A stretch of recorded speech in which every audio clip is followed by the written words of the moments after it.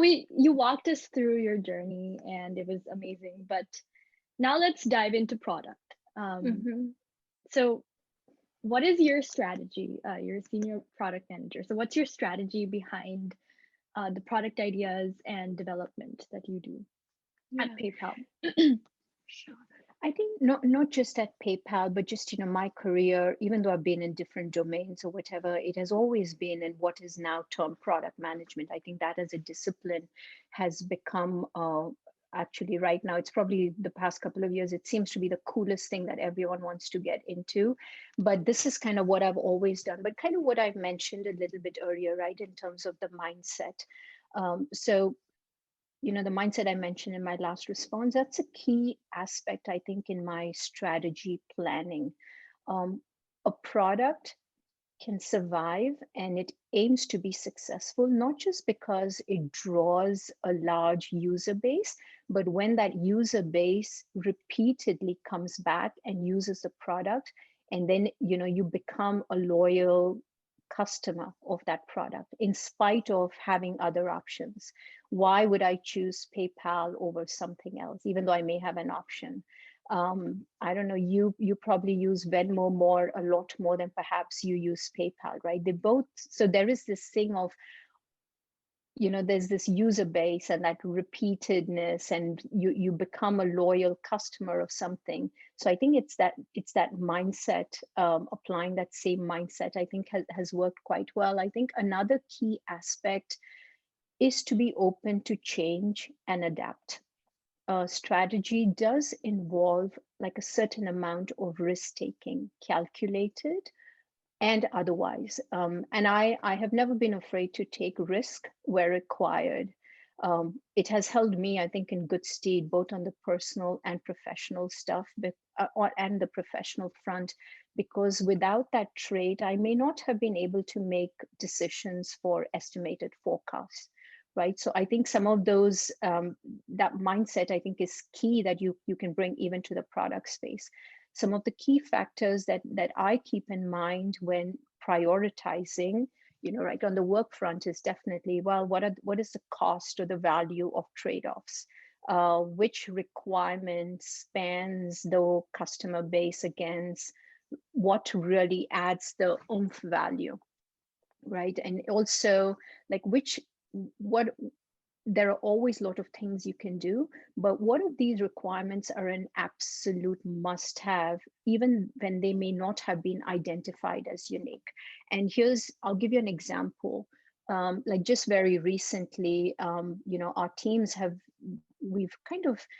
we've evolved to keep accessibility at the top of our minds. And when I say accessibility, it may not be a requirement, or it may no customer may have called it out, or no business client may have called it out, but yet you have to, from a strategic standpoint, when you start looking at data and you understand why you need to do it, makes total sense, right? So if, for example, if 15% of the world's population identifies with some sort of disability, that's almost about 1 billion people in the world. Now, disabilities can be genetic, acquired, it can be visible or invisible. So in the product space, I always say, if the products that we're building is meant for a global audience, and if we don't intentionally include that, are we really accessible for all users, then you unintentionally are excluding these users that you're not factoring for. So really becoming strategic in that, from that perspective, I think is also key. And that's kind of where you go, like, what is a must have, even though it may not have been identified as a unique feature. So even, our team, which recently worked on maybe something as simple as like, oh, let's make the text field, it's a certain size, the text flows in a certain way, it's a certain width, and then when it's rolled out into production, it may be not visible to like, oh, like there's no change, but there is a huge impact, because now that text field is accessible to a lot more users who may not perhaps be able to use it had it not been built in a certain way, both from a front end as well as from a back end perspective. So I think keeping those kind of things are so key. even in, I think even more important in the product space, because yes, you can either say, oh, this is the right thing to do, but when you also understand why it's the right thing to do, I think we do, it's a win-win for an organization, it's a win-win for users, and that also goes back to how do you grow your user base? How do you truly be global? How do you build that loyalty? And so those little things have just as much a large impact. And that becomes part and parcel of how you look and you build products. Mm-hmm. Anyone who's in product, um, I hope actually, even if you're not in product, if you're selling something, if you're doing something for which you need a user, you have to know, what is my user? Are they going to use it?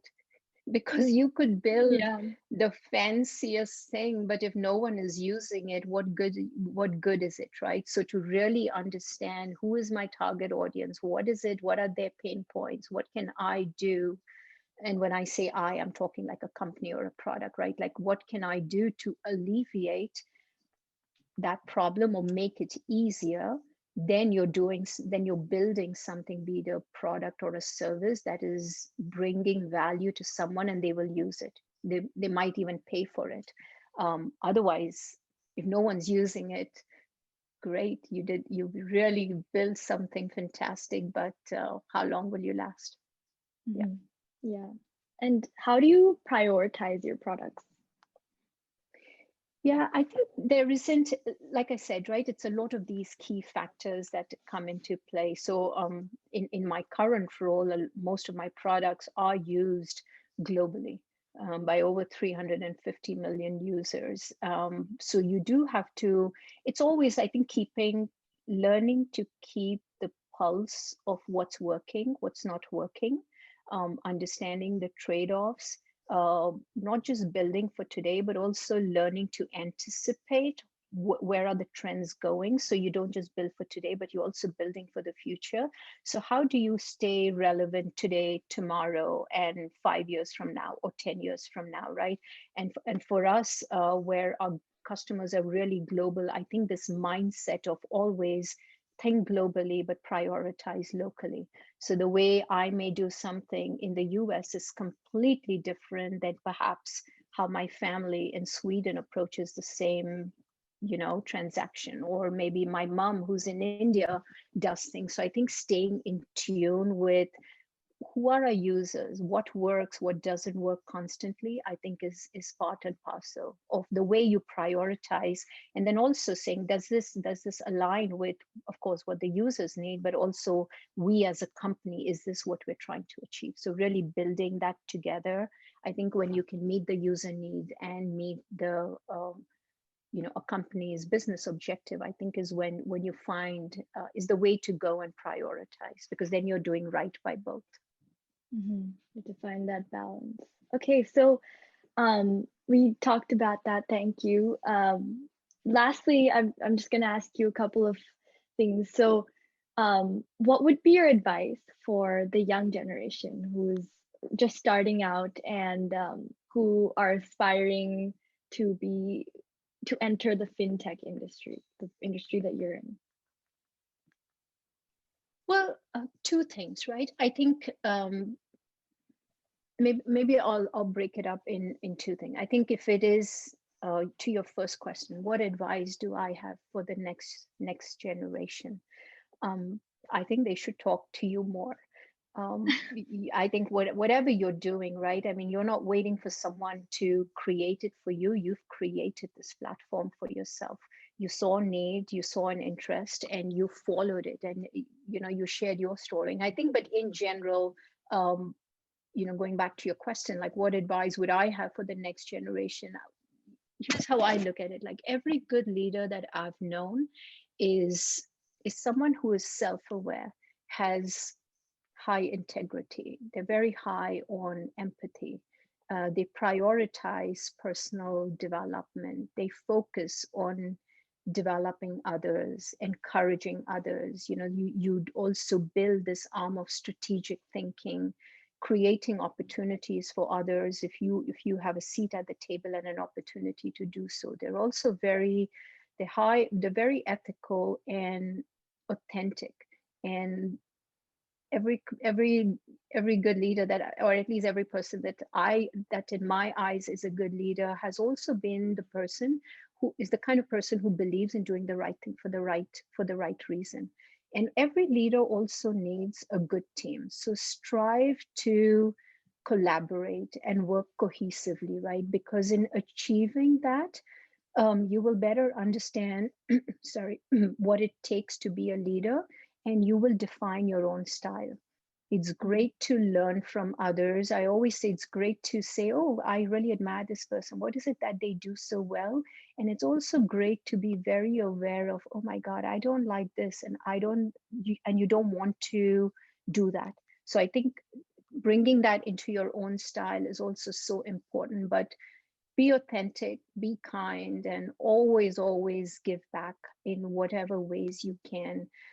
As you rise, bring others up with you. I'm a big believer that you don't need a title, a big office, or a designation uh, to be a leader and to have an impact. And I think it doesn't matter. I've seen some amazing things done by kids in elementary school, middle school, high school, and even those in large corporations. So don't wait. You have an Mhm. opportunity, you see, you think you can do something, go ahead, because a tiny ripple can have a very large impact. Yeah. I think in terms of, someone who wants to break into fintech, or I think there is a lot of resources. First of all, it was just be starting, like, what is fintech, right? I mean, just that basic knowledge, I mean, that's a good place to start. What is a Federal Reserve Bank? Just start somewhere. And then I Mhm. think one will discover, in terms of the fintech space per se, I think the future of fintech has never been brighter. Fintech companies, unlike banks that may not have transformed at the same rate as consumer habits have, I think are very well placed to deal with increased digital demand and remote working conditions. And I think the potential of digital financial services in providing secure, low cost, contactless financial tools to a very wide global consumer base has become even more apparent during the crisis. I think 2020 was already the defining year for the fintech industry. But I think the COVID and the pandemic has further accelerated that process, as customers of as you and I and every customer, I think, is forced to rely on the convenience of fintech. So I think for anyone interested in the space, just educating yourself, what is it about, does this really interest you, I think is a good way to go. And in terms of, is it a good space to work in, like I said, I think the future of fintech has never been brighter. So definitely very exciting things that I think will continue to unfold in this domain. Yeah, especially like right now, everything is virtual, so we need that even more. Um, that's awesome. So thank you. And what I was saying about your previous point, finding your own, like your authentic self. I think this is like the age that people are finding out who they are, and like they're building themselves. It's a lot. There's a lot of influences out there. So, like me, I know I'm talking for myself because I fall in that category. Yeah, I'm finding out who I am every day. So that's awesome. Thank you so much for that advice, and it was wonderful speaking with you Oh, such a again. delight. And thank you so much for this conversation. I've had so much fun. So thanks for asking such thoughtful questions too. I think every conversation, I learn a lot more in the process too. So really enjoyed our chat. Yes, same here. Thank you and take care. Have a great day. You too. Talk to you Bye. soon. Bye bye. Bye bye.